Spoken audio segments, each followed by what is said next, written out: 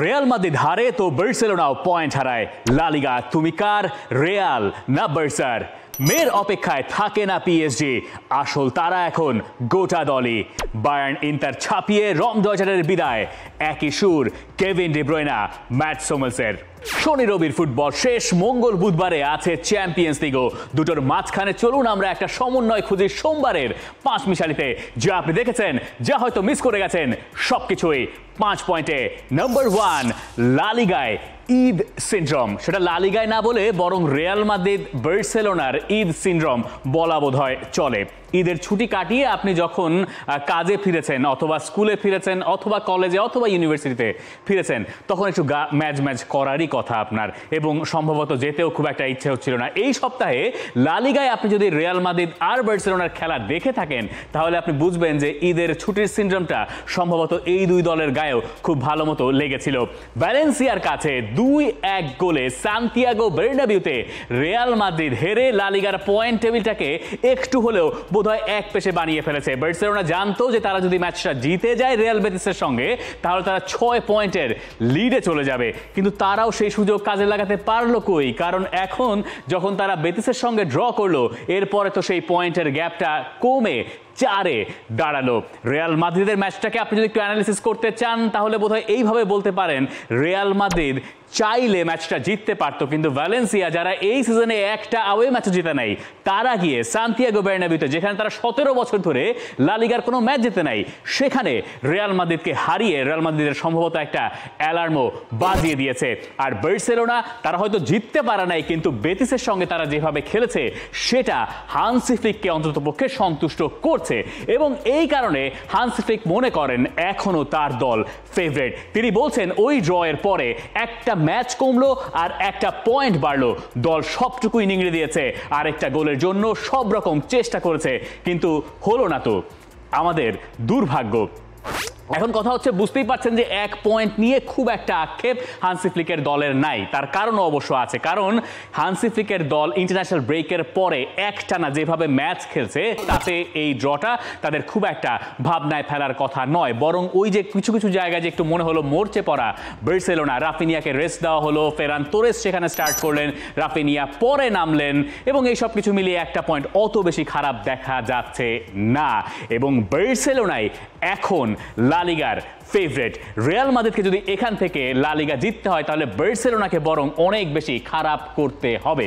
এখন এই কথাটাকে এইভাবে আপনি বলতে পারেন যে রিয়াল মাদ্রিদ বেশ কবার বার্সেলোনার কাছ থেকে এই সিজনে এই একই রকম সুযোগ পেয়েছে, বার্সেলোনাই বরং তাদেরকে সুযোগ করে দিয়েছিল, রিয়ালও সেটা কাজে লাগাতে পারে নাই। কিন্তু লা লিগার এবারের শিরোপাটার সম্ভবত শেষ প্রশ্ন এরকম কিছু দাঁড়াবে যে বার্সেলোনা রিয়াল মাদ্রিদকে কতগুলো সুযোগ দিল, আর রিয়াল তার কতগুলো সুযোগ কাজে লাগাতে পারলো।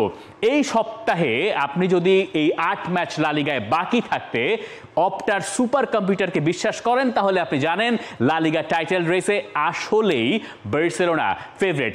তাদের প্রবাবিলিটি কম্পিউটার বলছে এই সিজনে লা লিগা জেতার ক্ষেত্রে 8 ম্যাচ বাকি থাকতে 86% সম্ভাবনা আছে বার্সেলোনার। রিয়াল মাদ্রিদেরটা 13%ও নয়। আতলেতিকো মাদ্রিদ এই সপ্তাহে সেভিয়ার সঙ্গে খুব টাইট ম্যাচে শেষ দিকে গিয়ে জিতেছে, তারা কিছুটা হলেও পুনরুদ্ধার করতে পেরেছে নিজেদের ইমেজ, কিন্তু লা লিগাটা বোধহয় তাদের জেতা হচ্ছে না। এইটা যদি আপনি এমন বিশ্বাস করেন, তাহলে বার্সেলোনা এবার লা লিগা হয়তো জিততে যাচ্ছে। কিন্তু তাতেই তো আসলে লা লিগার সব কথা বলা হয়ে গেল না, কারণ সবার বোধহয় লক্ষ্যটা অন্যদিকে, চ্যাম্পিয়ন্স লিগের দিকে। এবং এই যে 8টা করে ম্যাচ বাকি রয়েছে বার্সেলোনা এবং রিয়াল মাদ্রিদের, এই দুই দল যখন এই লেগানেস আর আলাভেসের বিপক্ষে নেক্সট উইকে খেলবে, তার আগে তারা চ্যাম্পিয়ন্স লিগে একটা একটা করে ম্যাচ খেলে ফেলবে। রিয়াল মাদ্রিদের প্রতিপক্ষ আর্সেনাল, আর বার্সেলোনার প্রতিপক্ষ বরুসিয়া ডর্টমুন্ড এই সিজনের চ্যাম্পিয়ন্স লিগে সবচেয়ে বেশি গোল করা দলগুলোর একটা, বার্সেলোনাও ঠিক তাই। আর রিয়াল মাদ্রিদ যখন আর্সেনালের বিপক্ষে খেলতে যাচ্ছে, তখন সেই ম্যাচেও পরিষ্কার ফেভারিট রিয়াল মাদ্রিদ। কিন্তু কার্লো আনচেলত্তির সামনে তবুও কিছু প্রশ্ন আছে, যে প্রশ্নগুলোর সমাধান তাকে খুঁজতে হবে। রিয়াল মাদ্রিদকে ঘুরে ফিরে নিজেদেরকে এমন একটা পজিশনে নিয়ে গেল, যেখানে তাদের চ্যাম্পিয়ন্স লিগ না জিতলে পরে সিজনটা বৃথা ধরা হবে। আমরা একটা সময় পর্যন্ত দেখছিলাম যে রিয়াল মাদ্রিদ খুব ভালো করছিল লা লিগাতেও, কিন্তু এখন আর সেরকমটা মনে হচ্ছে না। বরং এই সিজনে এখনো পর্যন্ত সম্ভবত সবচেয়ে মনোমুগ্ধকর খেলাটা খেলছে হান্সি ফ্লিকের দল, অর্থাৎ বার্সেলোনা। তাই ওই 1-1 ড্রটাও তাদেরকে খুব একটা চাপে বোধহয় ফেলছে না। এখন আসেন আমরা একটু চ্যাম্পিয়ন্স লিগ নিয়েও কথা বলি। আর্সেনালের সঙ্গে রিয়াল মাদ্রিদের ঝামেলাটা কোথায় হতে পারে? আর্সেনালের গ্যাব্রিয়েল মাগালেস নাই, এক বুকায়ো সাকা ফিরেছেন আর ওদিকে আবার মাগালেস ইনজুর্ড হয়ে গেছেন। ডিফেন্সে উইলিয়াম সালিবার সঙ্গে গ্যাব্রিয়েল না থাকলে আর্সেনালের কতখানি ভোগান্তি পোহাতে হয় সেটা রিয়াল মাদ্রিদের মতো দলের বিপক্ষে যখন তাদের ওই পরীক্ষাটা পড়ে তখন তার ফলটা মোটামুটি অনুমিত। এখন এই যে রিয়াল মাদ্রিদের ভিনিসিয়াস জুনিয়র আরও একবার পেনাল্টি মিস করলেন এবং এরপরে আমরা হয়তো দেখব কিলিয়ান এমবাপেই অফিসিয়ালি বা আনুষ্ঠানিকভাবে রিয়াল মাদ্রিদের প্রত্যেকটা পেনাল্টি কিক নিচ্ছেন। এই সিজনে সব মিলে 5টা পেনাল্টি কিক মিস করেছে রিয়াল মাদ্রিদ, যেটা তাদের পক্ষে কথা বলছে না, খুবই রিয়াল মাদ্রিদ সুলভ কাজ পেনাল্টি মিস করা, অন্তত পক্ষে তাদের জন্য। কিন্তু চ্যাম্পিয়ন্স লিগ তো আবার তাদের টুর্নামেন্ট, আর আর্সেনাল তাদের জন্য অত বেশি কঠিন হওয়ার কথা নয়। তারা যদি এই কোয়ার্টার ফাইনাল উতরে সেমিফাইনালে চলে যায় তখন আপনাকে আবার চ্যাম্পিয়ন্স লিগে রিয়াল মাদ্রিদকেও ফেভারিট ধরতে হবে। আর বার্সেলোনা বরুসিয়া ডর্টমুন্ডের সঙ্গে তারাও ফেভারিট, সম্ভাবনা খুব ভালো মতোই আছে। লা লিগায় যেমন আমরা এই দুটো দলকে দেখছি একে অন্যের বিপক্ষে হাড্ডাহাড্ডি লড়াইয়ে মুখোমুখি হতে, আমরা বোধহয় চ্যাম্পিয়ন্স লিগের ফাইনালেও এই দুই দলকে দেখতে পারি। কেন বার্সেলোনাকে নিয়ে খুব বেশি দুশ্চিন্তা করার কারণ নেই, হান্সি ফ্লিকের ওই কথার ভেতরেই তার জবাব কিছুটা আছে। বার্সেলোনা প্রচুর পরিমাণ গোলের সুযোগ ওই ম্যাচে তৈরি করেছে যেখান থেকে তারা গোল করতে পারে নাই। এখন গোলের সুযোগ তৈরি করাটাই এই সব দলের জন্য যথেষ্ট। ওরা তো আর বাংলাদেশ টিম না যে গোল করতে পারলাম না চালাই দিলাম, এরকম তো আসলে হয় না। তাদের কাছে গোলের সুযোগ তৈরি করতে পারাটাই কোনো একটা দিন ফিনিশিংয়ের একটু ঘাটতি থাকতে পারে এবং রিয়াল বেতিস তারা দুর্দান্ত ডিফেন্ডিংও করেছে যেটা বার্সেলোনার কাজটা একটু কঠিন করে দিয়েছিল। এবং বার্সেলোনার ক্লান্তির ব্যাপারটা তো আছেই, মানে আপনি ইন্টারন্যাশনাল ব্রেকের পর থেকে যে একটানা ম্যাচ খেলে যাচ্ছেন এর একটা ছাপ বার্সেলোনার খেলায় দেখা গেছে, যেটা ডর্টমুন্ডের ম্যাচে বার্সেলোনার সমর্থকেরা একদমই দেখতে চাইবেন না। আমরা লা লিগার এই আলোচনা থেকে এবার চলে যাই পয়েন্ট নাম্বার 2-তে, পিএসজির প্রাইড অ্যান্ড প্রেজুডিস। এখন কথা হচ্ছে যে পিএসজি আরও একবার লিগ আর শিরোপা জিতেছে। এইটা তো আপনি জানেন যে পিএসজি লিগ প্রতিবারই জেতে এবং গেল 7 বছরে এই নিয়ে ষষ্ঠবারের মতো মে মাস পর্যন্ত তাদেরকে অপেক্ষা করতে হয় নাই। তারা এপ্রিল মাসের ভেতরে ব্যাগ ট্যাগ গুছিয়ে দোকান বন্ধ করে দিয়েছে যে আমরা ভাই লিগ জিতে গেছি। কিন্তু এই পিএসজি আগের পিএসজির মতো নয়। পিএসজি সম্ভবত ভালো হয়ে গেছে, মাসুদ ভালো হোক আর না হোক পিএসজি ভালো হয়ে যাওয়ার লক্ষণ আমরা অন্তত পক্ষে দেখতে পাচ্ছি। 28টা ম্যাচ এখনো পর্যন্ত লিগ আতে তারা খেলেছে, 23টা উইন 5টা ড্র। এইখানেই হচ্ছে আসল খেলাটা।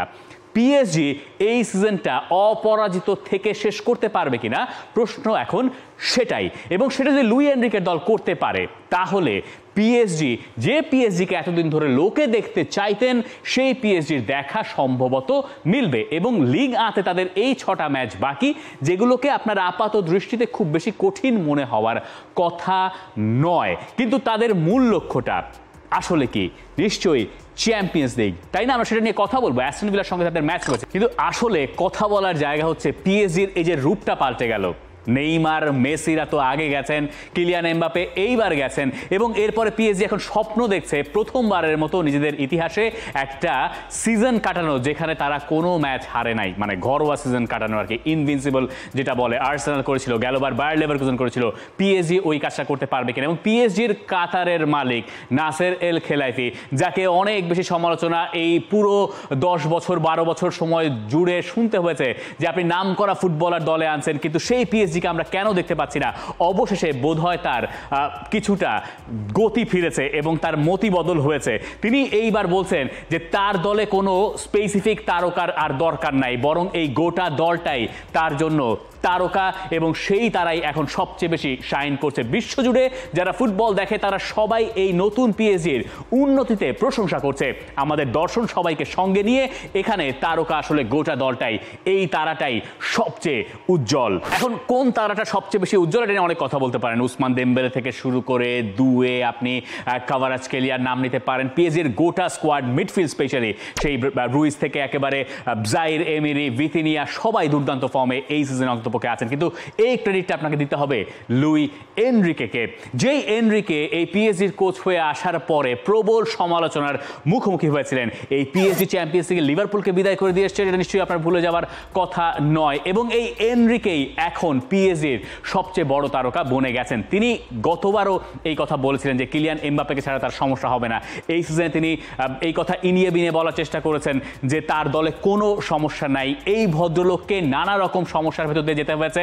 যখন তিনি বার্সেলোনার কোচের পদটা ছাড়লেন, এরপরে তিনি যখন একটা সময় স্পেনের জাতীয় দলের দায়িত্ব নিলেন, তখন তিনি এমন একটা স্কোয়াড ডেকেছিলেন যে এখানে রিয়াল মাদ্রিদের কোনো প্লেয়ার ছিল না। তাকে তখন অনেক রকম সমালোচনার মুখোমুখি হতে হয়েছিল, কিন্তু পিএসজি তারপরও লুই এনরিকেকে কোচ করে নিয়ে এলো এবং এখন এই সিজনে এসে তিনি প্রপারলি সেটা ডেলিভার করছেন। তারুণ্য এবং একই সঙ্গে নিজের ট্যাকটিক্স, এই দুটোর মিলিয়ে দারুণ এক সম্মেলন তিনি মাঠে সৃষ্টি করেছেন। আপনি যদি কয়েকটা জায়গায় পিএসজির খেলা ফলো করে থাকেন, গত বছর থেকে আপনি এই সিজনে একটা সিগনিফিক্যান্ট চেঞ্জ খুঁজে পাবেন। সেটা যদি ট্যাকটিক্যালি আপনি ব্যাখ্যা করার চেষ্টা করেন, পিএসজি আগে অনেক বেশি নিজেদের অর্ধে বল হারাতো, এই সিজনে সেটা তারা হারায় না, কারণ তারা কিছু কিছু জায়গায় কখনো ডায়মন্ড শেপ তৈরি করে, কোথাও কোথাও তারা ট্রায়াঙ্গেল তৈরি করে। আপনার নিশ্চয়ই বার্সেলোনার একটা সিস্টেমের কথা মনে থাকার কথা, যেটা দিয়ে বার্সেলোনা খুব বেশি পপুলার হলো, বা বার্সেলোনার প্লেইং স্টাইল, পেপ গার্দিওলার প্লেইং স্টাইল, যে একটা ট্রায়াঙ্গেল তৈরি করা। কিন্তু এই লুই এনরিকে এখন দুটো শেপে কাজ করেন। তার মিডফিল্ডে একটা ট্রায়াঙ্গেল আপনি কখনো কখনো খুঁজে পাবেন, আবার কখনো কখনো সেখানে একটা ডায়মন্ড শেপও আপনি খুঁজে পাবেন। এই পিএসজি আর অ্যাস্টন ভিলা ম্যাচের প্রিভিউতে আমরা হয়তো সেসব নিয়ে কথা বলার সুযোগ পাবো। আর চ্যাম্পিয়ন্স লিগ নিয়ে আপনি যদি আরও বিশদ জানতে চান, Real Madrid, Arsenal, Bayern Munich, inter Milan, এই ম্যাচগুলোর প্রিভিউ করেছেন আমার কলিগ শরীফুল হক, আপনি নিশ্চয়ই সেটা দেখে নেবেন। তবে পিএসজিকে আপনার এবার সিরিয়াস কন্টেন্টার হিসেবে ধরতে হবে। অ্যাস্টন ভিলার সঙ্গে তারা যদি কোনোভাবে হেরে যায়, যেটা উনাই এমিরের জন্য পিএসজিতে ফেরা, তাহলে সেটাকে একটা অঘটন হিসেবে ধরা যেতে পারে। পিএসজি এই জায়গায় নিশ্চয়ই পা হরকাতে চাইবে না। এবার চলুন আমরা চলে যাই পয়েন্ট নাম্বার 3-তে। বায়ার্ন ইন্টারের আগে আপনি এখানে দেখতে পাচ্ছেন যে একপাশে হ্যারি কেইন, একপাশে Lautaro Martinez. Inter Milan Bayern মিউনিখের ওই চ্যাম্পিয়ন্স লিগের ম্যাচটাকে আপনি নাম্বার 9-এর ব্যাটেল হিসেবেও দেখতে পারেন। তবে তার আগে আমাদের একটু সেরিয়া নিয়ে কথা বলা দরকার না, যে ইন্টার মিলান এই সপ্তাহে কি করলো। তারা 2-0 গোলে এগিয়েছিল পারমার বিপক্ষে, এবং সেই সময়ে মনে হলো যে তারা ম্যাচটা জিততে যাচ্ছে। পারমার কোচ আবার ক্রিশ্চিয়ান কিভু, যারা ওই আমলে ফুটবলটা দেখতেন, তারা এই রোমানিয়ান কোচকে বা এক্স ফুটবলারকে খুব ভালো মতোই চেনার কথা। ইন্টার মিলানের লেজেন্ড বললে সেটা ভুল হবে না। তো তিনি করলেন কি, সেকেন্ড হাফের শুরুতে 3টা পরিবর্তন করালেন। 55 মিনিটে গিয়ে তিনি আরও একটা পরিবর্তন করালেন। যে 4টা পরিবর্তন করালেন, তখনও তার দল 2-0 গোলে পিছিয়ে। এর পরের 15 মিনিটে ইন্টারের বিপক্ষে তারা 2 গোল দিয়ে ম্যাচটা সমতায় ফিরলো, এবং শেষের দিকে পারমা ম্যাচটা বেরও করে আনতে পারতো, অর্থাৎ তারা জিততে পারতো। ইন্টার মিলান তাই সেই ক্ষেত্রে আপনি বলতে পারেন যে তারা বেঁচে গেছে। কিন্তু এই যে নিচে নাপোলির সঙ্গে তাদের পয়েন্টের গ্যাপটা 4 পয়েন্টের, আপনি খেয়াল করলে দেখতে পাবেন নাপোলির একটা ম্যাচ হাতে আছে, এবং ওইটা মহা গুরুত্বপূর্ণ ম্যাচ। এই ম্যাচটা আজকে রাতে, সোমবার রাতে, যেটা মঙ্গলবার গড়াবে বাংলাদেশ সময়। আমি জানি না আপনি এই কন্টেন্ট কখন দেখছেন। এই জায়গায় একটা ম্যাসিভ চেঞ্জ তাই পয়েন্ট টেবিলে আসতে পারে। যে বোলোনিয়ার কথা আমরা বলছি, বোলোনিয়াও দুর্দান্ত ফর্মে আছে, কিন্তু আতালান্তা তারা আরও একবার খেই হারিয়েছে। লাৎসিও, সেখানেও আরেক রকম গল্প। ইউভেন্টাস আর রোমা ড্র হয়েছে 1-1। রোমা সুযোগ হাতছাড়া করেছে, আর ইউভেন্টাসের নতুন কোচের আন্ডারে তাদের নতুন যাত্রা একেবারে মন্দ হিসেবে হয়তো ধরা যায় না। তো যে কথা বলছিলাম, বোলোনিয়া নাপোলির ওই ম্যাচের দিকে আপনাকে আলাদা করে নজর রাখতে হচ্ছে। সেরিয়ার টাইটেল রেসের কথা যদি আপনি চিন্তা করেন, নাপোলি যদি আজকে জিতে যায় ওই ম্যাচটাতে, তাহলে ইন্টার মিলানের জন্য সামনের দিনগুলোয় কঠিন কিছু পরীক্ষা অপেক্ষা করছে। আর জার্মানির দিকে তাকালে বায়ার্ন মিউনিখ আবারও তারা গোল হজম করেছিল, যদিও তারা উতরে গেছে। 3-1 গোলে ওই ম্যাচটায় তারা জিতেছে। আর লেভারকুজেন, এমিলিয়ানো বুয়েনদিয়ার প্রথম গোলে লেভারকুজেনের জার্সিতে শেষ দিকে গিয়ে জিততে পেরেছে। আমার মনে হয় এইখানে লেভারকুজেনের সম্ভাবনা ওই অর্থে আর নাই। লেভারকুজেনের পারফরমেন্সও আসলে একদমই আশা জায়গা নিয়ে নয়। কিন্তু বায়ার্ন মিউনিখকে নিয়ে কথা বলা দরকার। এই যে তারা ইন্টার মিলানের সঙ্গে খেলতে যাবে, তার আগে এই হচ্ছে তাদের ইনজুরি লিস্ট। লেটেস্টটা আপনি নিশ্চয়ই জানেন, জামাল মুজিয়ালা ছিটকে গেছেন একটা লম্বা সময়ের জন্য। মানুয়েল নয়ারও নাই। ডিফেন্স লাইনে তারা কাকে খেলাবে, এইটা নিয়েও অনেক রকমের কনফিউশন। বায়ার্ন মিউনিখের জন্য খুবই খুবই কঠিন কাজ হয়ে পড়েছে আসলে ইন্টার মিলানের বিপক্ষে কোনো একটা মানে 11 সাজিয়ে মাঠে নামানো। হ্যাঁ, তাদের প্রত্যেকটা পজিশনে আসলে দুজন করে অন্ততপক্ষে খুব ভালো ফুটবলার আছে যারা যে কোনো সময় মাঠে নামতে পারে, সবাই ইন্টারন্যাশনাল ফুটবলার। আপনি বায়ার্ন মিউনিখের জার্মানির দাপটটা দেখলেও আপনি জানেন আসলে ঘটনাটা কি। কিন্তু ইন্টার মিলানের সঙ্গে আপনার বায়ার্ন মিউনিখকে ফেভারিট ধরাটা খুব বেশি কঠিন। তার উপরে ইন্টার মিলানের চ্যাম্পিয়ন্স লিগের রেকর্ডটা যদি আপনি জেনে থাকেন সেটা আরও ভয়ের কারণ। আপনি যদি বায়ার্ন মিউনিখের সমর্থক করে থাকেন, ইন্টার মিলান এই সিজনে এখনও পর্যন্ত চ্যাম্পিয়ন্স লিগে মোটে 2টা গোল হজম করেছে। তাই বায়ার্ন মিউনিখের জন্য কাজটা আসলে বেজায় কঠিন।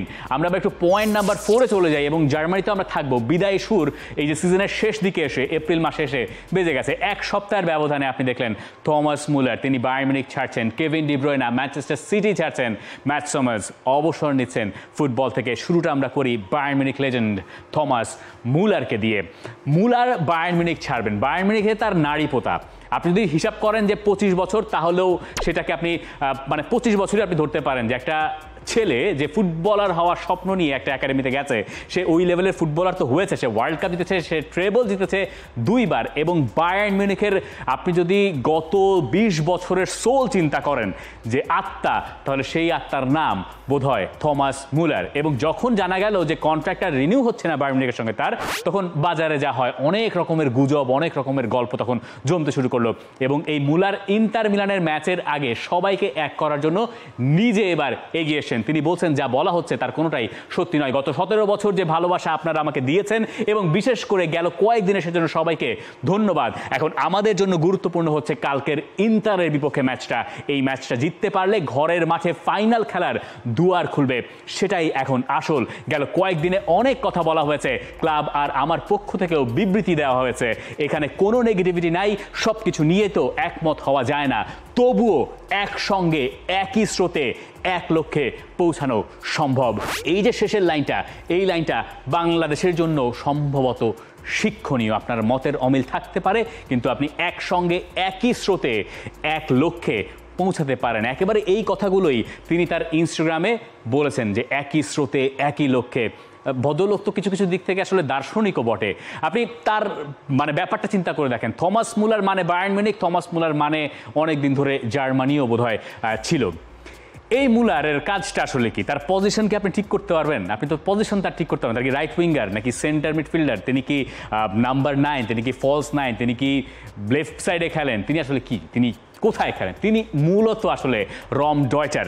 যে টার্মটাকে তিনি ফুটবলে, আধুনিক ফুটবলে পপুলার করছেন সেটা হচ্ছে ফাঁকা স্পেস। যিনি গিয়ে এক্সপ্লয়েট করেন, যার কাজই হচ্ছে মাঠের ফাঁকা স্পেসগুলো কাজে লাগানো, তিনি হচ্ছেন থমাস মুলার। এবং মুলারের ক্যারিয়ার যখন থেকে শুরু হয়েছে 2008 থেকে 25 পর্যন্ত, এখনও পর্যন্ত যারা ফুটবলটা খেলছেন ইউরোপে, তাদের ভেতরে এই টাইম লাইনে সবচেয়ে বেশি অ্যাসিস্ট কার? এই প্রশ্ন যদি আপনাকে জিজ্ঞাসা করা হয়, আপনার মনে হয় থমাস মুলারের নামটা চট করে মাথায় আসার কথা না, কিন্তু আসলে ঘটনা হচ্ছে সেই নামটা থমাস মুলারই। বুঝেন তাহলে ইম্প্যাক্টটা আসলে কতখানি। এবং মুলার যে বলছেন না যে ইন্টারের সঙ্গে জেতার দরকার, কারণ এইবার চ্যাম্পিয়ন্স লিগের ফাইনালটা অ্যালিয়ান্স এরিনায় বায়ার্ন মিউনিখের ঘরের মাঠে ইন্টারকে হারাতে হবে, সেমিফাইনালে জিততে হবে। এরপরে থমাস মুলার হয়তো টনি ক্রুসের মতো একটা বিদায় চাইলে নিতে পারেন। ম্যাটস হামার্স তার বহুদিনের জার্মানির টিমমেট, যিনি গতবারও বরুসিয়া ডর্টমুন্ডের হয়ে চ্যাম্পিয়ন্স লিগের ফাইনাল খেলেছেন, রানার্স আপ হয়েছিলেন এবং সেমিফাইনাল তিনি আসলে ম্যান অফ দ্য ম্যাচ হয়েছিলেন। সেই ম্যাটস হামার্স এবার যখন রোমায় গেলেন, বোধহয় একটা ব্যাকরুম ক্ল্যাশের কথা শোনা যাচ্ছে খুব বেশি, যদিও স্পষ্টভাবে আমাদের জানা নাই।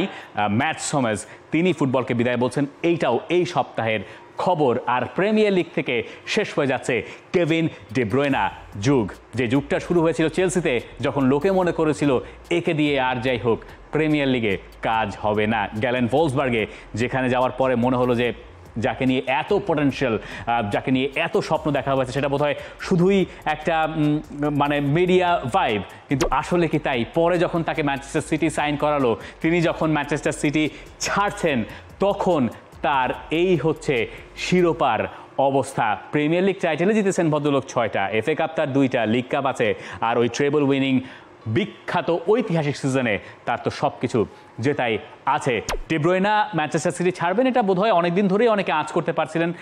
নিয়মিত খেলা হচ্ছিল না, ইনজুরি একটা সমস্যা ছিল, ফর্মও বোধহয় একটু পড়তির দিকে, সব কিছু মিলিয়ে তার এই বিদায়টা খুব বেশি অবাক করা নয় বটে। কিন্তু প্রিমিয়ার লিগে একটা যুগের শেষ হচ্ছে কেভিন ডি ব্রুইনার এই চলে যাওয়া দিয়ে। কেভিন ডি ব্রুইনাকে আপনি আপনার প্রিমিয়ার লিগের সর্বকালের সেরা একাদশে রাখবেন কিনা এটা আপনার কাছে জানতে চাই, এবং যেতে চাই এবার পয়েন্ট নাম্বার 5-এ, হামজা ওয়াচ। এবং এখন যা দাঁড়িয়েছে যে প্রতি সপ্তাহেই আমাদেরকে বাংলাদেশের ফুটবলারদের খোঁজ খবর রাখতে হচ্ছে, স্বাভাবিকভাবেই সেটা এখন সবার আকর্ষণের কেন্দ্রবিন্দুও। আমরা 3 জন বাংলাদেশি ফুটবলারের কথা এইখানে বলতে চাই। প্রথমে হামজা চৌধুরীতে আমরা যদি আসি, হামজা চৌধুরীর দল এই সপ্তাহে অবশ্য তাদের কাঙ্ক্ষিত ফলটা পায় নাই। এই যে আপনি লিডস ইউনাইটেডকে দেখতে পাচ্ছেন, লিডস ইউনাইটেড পয়েন্ট টেবিলে অনেক দিন ধরেই একে ছিল এবং শেফিল্ড ইউনাইটেড 2 নম্বরেই ঘোরাফেরা করছে অনেক দিন ধরে। কিন্তু এই সপ্তাহে যখন লিডস ইউনাইটেড লুটনের সঙ্গে ড্র করলো, এরপরে শেফিল্ড ইউনাইটেডের ম্যাচ, তাদের ম্যাচ ছিল অক্সফোর্ডের সঙ্গে, ধারণা করা হচ্ছিল শেফিল্ড ওই ম্যাচটা জিতে যাবে, অক্সফোর্ডের সঙ্গে তাদের জেতারই কথা ছিল। কিন্তু শেফিল্ড ওই ম্যাচটায় 1-0 গোলে হেরে গেছে। 59 মিনিট পর্যন্ত হামজা চৌধুরী ম্যাচে ছিলেন। এরপরে তার জায়গায় একজন স্ট্রাইকারকে নামানো হয়েছিল, স্বাভাবিকভাবে যেহেতু গোলের দরকার ছিল দলটার, তাতে পয়েন্ট টেবিলে 2 নম্বরে শেফিল্ড ইউনাইটেড রয়ে গেছে। এখন হামজা চৌধুরীকে যখন পরিবর্তন করানো হচ্ছে, ইউটিউবে যখন সেটার লাইভ কমেন্ট্রি চলছে শেফিল্ড ইউনাইটেডের একটা অফিসিয়াল প্ল্যাটফর্ম থেকে, সেখানে বলাই হচ্ছে যে বাংলাদেশি সমর্থকদের কাছে ক্ষমা চাইছি, এখন আমাদের হামজা চৌধুরীকে তুলে ফেলতে হচ্ছে। তো এই হচ্ছে বাংলাদেশ নিয়ে উন্মাদনা ওই দিকেরও যা অবস্থা সেই অনুযায়ী। তবে হামজা চৌধুরীর দলের এখনও খুব ভালো মতো সম্ভাবনা আছে আসলে শেফিল্ড ইউনাইটেডের হয়ে প্রমোটেড হয়ে পরে এবার প্রিমিয়ার লিগে আসা।